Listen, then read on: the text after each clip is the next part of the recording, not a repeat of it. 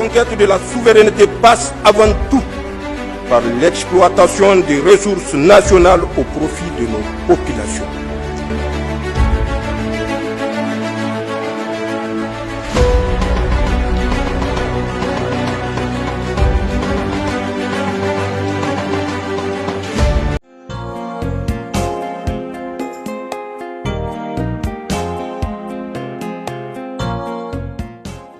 Dans les années 60, au lendemain des indépendances, la France et le Niger signent des accords fixant le cadre d'une exploitation très profitable à l'ancienne puissance coloniale.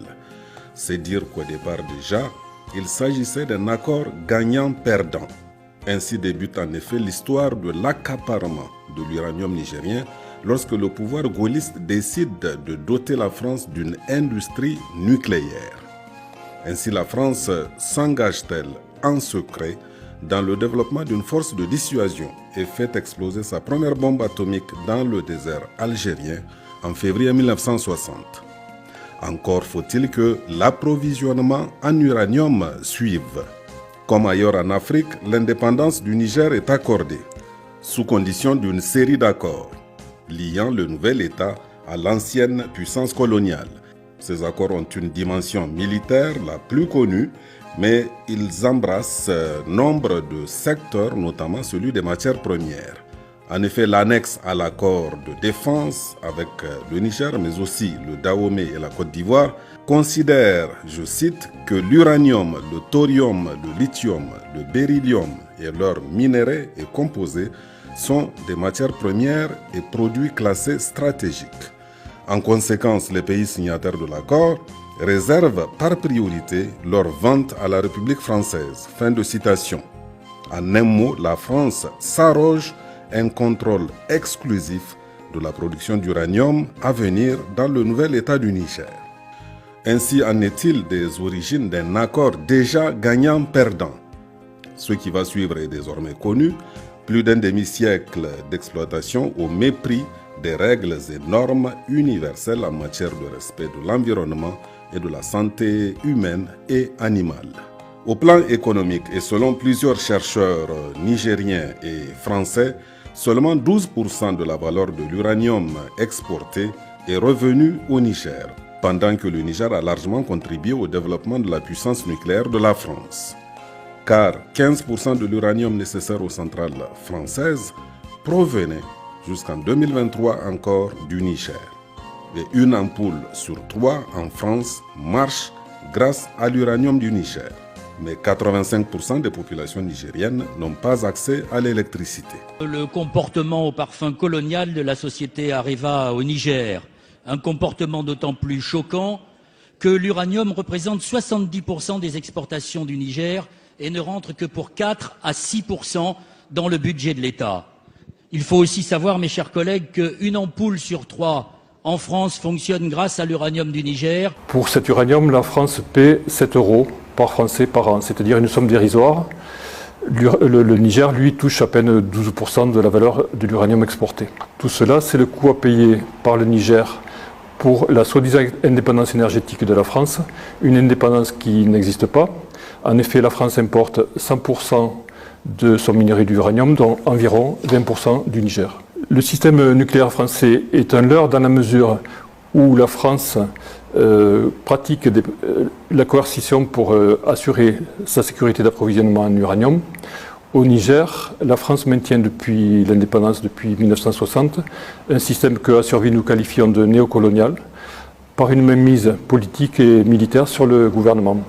Depuis l'indépendance, la France a fait et défait les gouvernements. Chaque fois qu'un gouvernement du Niger demande un prix plus élevé de l'uranium ou bien demande simplement l'application des lois en matière fiscale, en matière sociale, la France fait pression, s'arrange pour faire en sorte que le gouvernement baisse ses prétentions ou bien suscite la dissidence et obtient un changement de gouvernement avec un gouvernement plus proche de ce qu'elle souhaite. Autre constat amer, la pollution des nappes d'eau fossiles d'Arlit, une région qui regorge d'importantes nappes fossiles d'eau souterraines.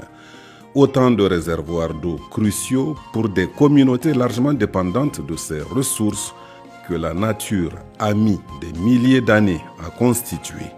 Mais les opérations minières d'exploitation et de traitement du minerai et de l'uranium, par leur pratique inadéquate de gestion des déchets, effluents liquides et résidus de traitement contenant des produits chimiques dangereux et de l'uranium, ont entraîné par infiltration depuis des décennies une pollution graduelle de ces importantes ressources en eau dont la demande est de plus en plus croissante. Et ce qui est encore critique, c'est qu'aujourd'hui, les points d'adduction d'eau potable de la SPEN à Arlit sont prélevés dans la nappe de Telwa. Donc vous voyez bien, avec aujourd'hui l'accroissement de la population, les demandes en eau deviennent de plus en plus importantes. Donc l'appel de cette ressource en eau va être de plus en plus importante. Donc ça va drainer de façon très forte ces pollutions-là vers les consommations d'eau des populations. Comme vous le savez, la mine, c'est une mine souterraine. Elle représente à peu près 600 km de galeries. Ces 600 km de galeries sont en train d'être inondées par de l'eau. Donc le risque qu'il y a à ce niveau, c'est que toutes les nappes vont être en contact. Et quand elles seront en contact, il y a contamination de toutes les nappes. Les usines ont été installées sur des réseaux de fractures, parce que par le passé, il y avait beaucoup de mouvements tectoniques dans cette région-là. Et également, il y avait eu pendant la période de l'exploration des forages qui ont été faits pour aller chercher le gisement. Et ces forages-là, dans beaucoup de situations, n'ont pas été bouchés. Donc, or, comme ces forages-là, en traversant le sous-sol, ont intercepté des nappes d'eau souterraines. Donc, c'est des points de faiblesse de mise en communication de n'importe quelle infiltration et de n'importe quelle pollution vers ces nappes d'eau souterraines-là. Et aujourd'hui, ce qui a été constaté, notamment depuis 2009, côté Cominac, qu'il y a eu des infiltrations immenses de produits chimiques et de polluants industriels qui ont contaminé la nappe de Telwa. Et cette nappe de Telwa est contaminée par ce qu'ils appellent les bassins d'eau chaude. Les bassins d'eau chaude, c'est tout ce qui est eau de nettoyage de l'usine. Donc, qui dit nettoyage dit toute la saleté, tous les produits chimiques, tout l'uranium qui est charrié et qui va être stocké dans ces bassins-là qui ont été faits à nu. Et la terre, les bassins n'étaient pas protégés et ils ont été posés sur une partie affleurante de la nappe de Telwa, qui est la nappe de très grande ampleur qui va jusqu'à Kouré ici, qui va jusqu'à Balayara. Cet état de fait peut faire en sorte que l'eau soit contaminée et que c'est un danger pour la santé. Ce n'est pas seulement aussi pour la population d'Arlit. L'eau voyage, donc ça continue sur tous les territoires du Niger. Et au-delà même du Niger, ça peut aller vers les autres pays voisins. Donc, nous avons des résidus qui sont issus du traitement de l'uranium, qu'on appelle généralement les verses à résidus, donc qui constituent un mélange donc, de solides et de liquides, comprenant donc des substances chimiques qui sont issues du traitement déversé sur place.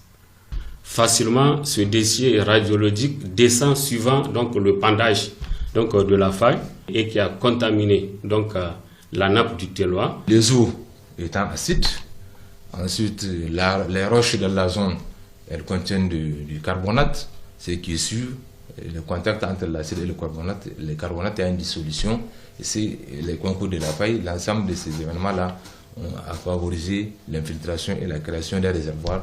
Orano, à la fermeture de Cominac, elle a noyé des Toyota toutes neuves, des 4x4. Elle a noyé des trémies, des concasseurs, des bancs transporteurs, des surgeurs, des boulonneurs, des chausseurs, de plusieurs engins, des câbles rampants de tuyauterie qu'ils ont noyés dans la mine. Sous le soi-disant que quand ils vont les remonter, ce sont des matériaux qui sont peut-être contaminés et que c'est faux. Maintenant, ces matériaux-là, ils sont en dessous, ils sont en bas, ils sont en train d'être usés. Et quand ils vont être usés, ils vont contaminer la nappe phréatique. Déjà, Orano avait contaminé la nappe phréatique. Conséquences incalculables également sur la faune et la flore, jadis abondantes. Donc on n'a pas pris de précautions, on a consommé les bois de chauffe, d'Arlit jusqu'à Chimia, jusqu'à Iferouane, parce qu'on a eu besoin de milliers de mètres cubes par mois pour des bois de chauffe qu'on allait chercher ailleurs. Et donc on a créé là-bas aussi un désastre. Ça, c'est ce qui concerne un peu la flore. Et la faune, bien sûr, c'est là Elle était à Arlit dans les environs et aujourd'hui elle se trouve à Trémit, peut-être à 600 km d'Arlit. C'est seulement là-bas qu'on peut rencontrer quelques gazelles. Mais du fait de l'exploitation irresponsable pratiquée par les sociétés minières, principalement Orano, la périphérie d'Arlit n'est plus qu'un véritable paysage lunaire où règne désolation synonyme d'avenir sans lendemain. Un avenir qui s'écrit en pointillé. À Arlit, ce sont en effet des lendemains qui déchantent. C'est une ville à jamais polluée. Ce qu'on a constaté, c'est vraiment une exposition permanente de la population à la radioactivité, par les poussières radioactives, par le gaz radon qui est produit par tous ces déchets radioactifs, par des ferrailles contaminées, des textiles contaminés qui sont en vente sur les marchés, par le fait qu'il y a des matériaux radioactifs dans les rues. On avait mesuré un niveau 100 fois supérieur à la normale sur la piste devant l'hôpital d'une des compagnies minières, et par le fait que les habitants sont même exposés dans leur domicile parce que certaines maisons ont été construites avec des matériaux radioactifs. En exploitant l'uranium dans les années 68, on a réuni les chefs traditionnels, les autorités pour leur dire, écoutez, si on exploite de l'uranium, vous acceptez, Arlit sera comme Paris. C'est pourquoi on appelle Arlit deuxième Paris. Malheureusement, aujourd'hui, Arlit ressemble à des ruines. Et là où il y a des résidus, une centaine de millions de résidus qui est exposé à l'air libre. Et à moins de 5 km de la ville à vol d'oiseau. Et malheureusement, c'est ça. C'est ce que nous appelons, nous avons hérité de la pollution durable. Et cette pollution, malheureusement, elle est là. Pendant ce temps, la route dite de l'uranium, jadis un des fleurons du réseau routier nigérien, n'est plus que l'ombre d'elle-même, tant les camions poids lourds affrétés par les sociétés minières en ont usé et abusé, laissant cette voie dans un état de délabrement extrêmement avancé. Le cheptel aussi a payé un lourd tribut. La contamination des eaux, en effet, lui a laissé peu de chances de survie.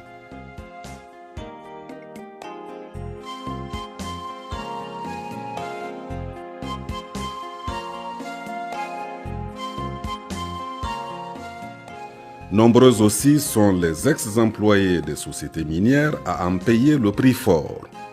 Tandis qu'en France, Orano garantit une prise en charge sanitaire 100% à ses ex-travailleurs, au Niger, ces derniers sont laissés pour compte dans une totale indifférence. Même insulté. Même insulté. Tu ne te traite pas. Rien. Mu kukan da zamu kai da sunan mata da sunan al'umma Arlit a hidda mana hakinmu tunda muna da hakkin mun san da shi ba mu san da shi ba. Depuis de longues décennies, les activités d'Orano ex-Areva ont aggravé non seulement la disponibilité d'eau de qualité, mais ont épuisé également une partie importante des aquifères, notamment de Tarat, sur une grande partie de la zone couvrant le site industriel, mettant en péril la production agricole et la stabilité économique locale. Il est donc impérieux de s'attaquer vigoureusement à la pollution des aquifères fossiles d'Arlit, non seulement pour maintenir les moyens de subsistance des populations, mais aussi pour préserver l'équilibre délicat entre exploitation minière et intégrité environnementale et sanitaire. C'est pourquoi l'État du Niger a décidé de faire toute la lumière sur ce problème majeur de pollution des nappes d'eau fossiles. Il a demandé à une équipe d'experts des universités nigériennes de faire un état des lieux exhaustif sur la situation. Une étude qui sera également complétée par une analyse des impacts socio-économiques de l'exploitation de l'uranium au Niger. En effet, le CNSP et le gouvernement, conformément à leurs engagements, ne badineront point chaque fois qu'il s'agit de défendre et préserver les intérêts vitaux du Niger. Le gouvernement nigérien a le droit de pouvoir faire des affaires avec n'importe quel acteur au niveau mondial. Je pense que c'est ça quand même, vouloir y toucher, c'est toucher à la souveraineté de notre pays. Et là, nous disons non, le Niger peut commercer avec qui il veut. En définitive, les responsables du lourd passé ou du lourd passif prédateurs de la France au Niger doivent nécessairement payer. Pollueur-payeur, pour reprendre une expression jadis en vogue en Europe. Après tout, le principe pollueur-payeur est un principe juridique et économique régi par l'article L110.1 du Code de l'environnement français, stipulant que les frais résultant des mesures de prévention, de réduction de la pollution et de lutte contre celle-ci sont supportés par le pollueur.